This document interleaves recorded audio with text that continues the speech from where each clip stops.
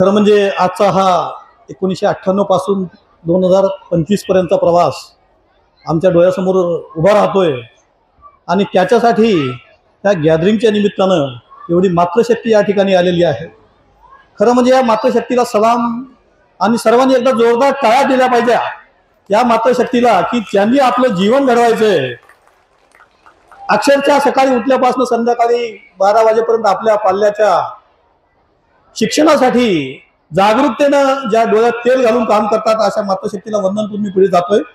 खरं म्हणजे जेवढं मातृशक्तीचं या ठिकाणी योगदान आहे तेवढंच त्यांना संपूर्ण सहकार्य करणारे त्यांचे साथीदार म्हणजे मुलांचे पालक मुलींचे पालक यांचं सुद्धा मी या ठिकाणी विशेष अभिनंदन करू इच्छितो।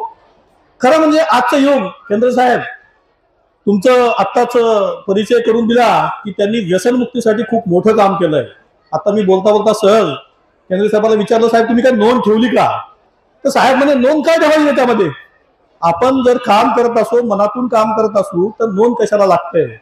तर मी त्यांना प्रतिप्रश्न केला की आजच्या काळामध्ये जर कोणी एखादी जर गोष्ट केली असेल तर त्याला बॅनर लावून पद्धती केली जाते, त्याचा प्रचार केला जातो। पण आपले आज या ठिकाणी मान्यवर व्यक्ती आहे की हजारो लोकांना व्यसनमुक्तीपासून त्यांनी दूर केलंय, ते पण आपलं कर्तव्य सांभाळून पार पाडून अत्यंत कर्तव्यनिष्ठुरपणे त्यांनी ही भूमिका बजावत त्यांचं या ठिकाणी विशेष अभिनंदन करतो। आणि या संस्थेतर्फे आज एक चांगली घटना सगळ्यांच्या समोर आणण्याचं मला या ठिकाणी संधी मिळाली, त्याबद्दल मी वैभव सरांचं सुद्धा या ठिकाणी विनंती आणि त्यांचे ऋण व्यक्त करतो। तसेच याच निमित्तानं महामानव डॉक्टर बाबासाहेब आंबेडकर यांच्या स्मृतिप्रीत्यर्थ आपले डॉक्टर साहेब जे अविरत श्रम घेत आहेत, त्यांनी सलग 18 तास वाचन करण्याचा हा जो प्रयत्न घेतला, हा जो मिशन घेतले, त्याला खूप खूप मोठा प्रतिसाद नक्कीच मिळेल।